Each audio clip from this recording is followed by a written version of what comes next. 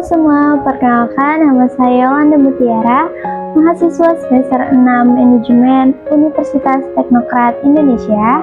Kali ini kita akan membahas mengenai corporate governance. Bayangkan perusahaan besar bernilai triliunan rupiah yang tumbang hanya karena satu hal, kesalahan dalam pengelolaan dan kurangnya integritas. Di balik banyaknya kasus korupsi, skandal finansial atau kehancuran bisnis yang besar, ada satu benang merah yang seringkali luput dari perhatian masyarakat awam, yaitu corporate governance atau bisa kita sebut dengan tata kelola perusahaan. Tapi, mengapa mahasiswa seperti kita perlu tahu soal ini? Karena hari ini pemimpin masa depan tidak hanya harus cerdas dalam akademis, tapi juga paham bagaimana sebuah perusahaan dijalankan secara etis, transparan, dan bertanggung jawab. Ini bukan cuma tentang teori, ini tentang masa depan dunia usaha dan tentang masa depan dunia bangsa. Mari kita bahas lebih dalam. Apa itu corporate governance? Apa itu corporate governance? Mengapa penting dan mengapa mahasiswa zaman sekarang perlu memahaminya sejak dini? Corporate governance atau biasa kita sebut dengan tata kelola perusahaan adalah sistem, prinsip dan proses yang mengatur dan mengendalikan suatu perusahaan. Tujuan utamanya adalah untuk memastikan bahwa perusahaan dijalankan secara adil, efisien, dan bertanggung jawab demi kepentingan bagi seluruh pemangku kepentingan, mulai dari pemegang saham, manajemen, karyawan, hingga masyarakat luas. Terdapat 4 pilar utama dalam corporate governance. Yang pertama, transparansi.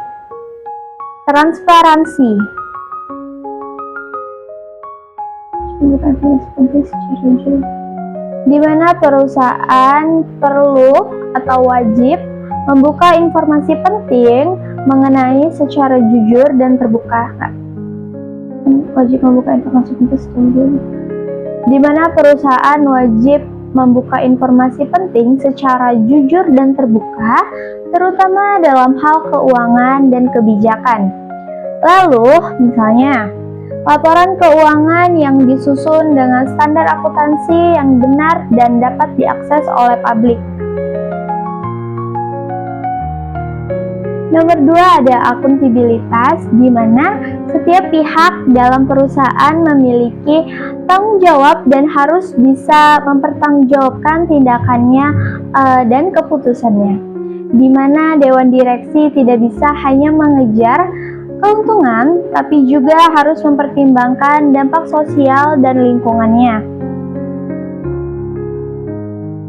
Lalu yang ketiga ada responsibilitas atau biasa kita sebut dengan tanggung jawab. Nah, di mana perusahaan ini tidak hanya bertanggung jawab pada pemilik modal, tetapi juga pada masyarakat dan lingkungan sekitarnya. Nah, ini tuh tercermin dalam program CSR. Apa sih CSR itu? Yaitu merupakan corporate social responsibility dan kepatuhan terhadap regulasi terhadap pemerintah.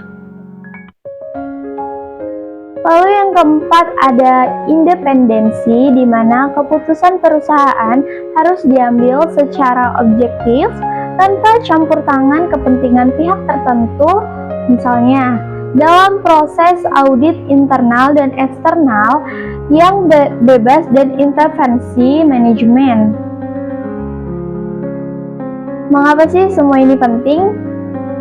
Karena tata kelola yang buruk bisa menyebabkan kebocoran dana, manipulasi laporan keuangan, konflik kepentingan, hingga kehancuran perusahaan tersebut.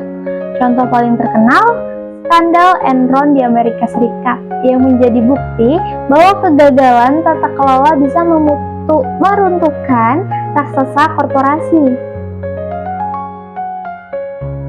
Di Indonesia sendiri, kasus Jiwasraya dan Garuda Indonesia juga menyadarkan kita bahwa tanpa tata kelola yang kuat, perusahaan mudah goyah dan kepercayaan publik bisa runtuh. Lalu bagaimana peran mahasiswa dalam hal ini? Sebagai generasi penerus, kita perlu memiliki kesadaran sejak awal, bukan hanya untuk menjadi pengusaha atau direktur yang sukses, tapi juga untuk mendapatkan ekosistem bisnis yang sehat, adil, dan berkelanjutan.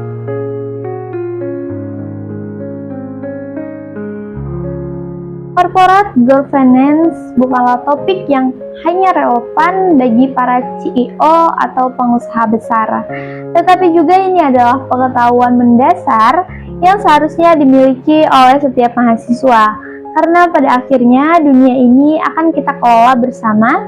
Dunia bisnis masa depan membutuhkan lebih dari sekadar kecerdasan, ia membutuhkan integritas. Jadilah mahasiswa yang bukan hanya bisa berpikir, tapi juga bisa menjaga amanah. Karena perusahaan yang hebat dan dibangun oleh orang-orang yang memegang nilai, dan nilai-nilai itu bisa kamu tanamkan hari ini juga. Oke, sekian dari saya. Terima kasih. Wassalamualaikum warahmatullahi wabarakatuh.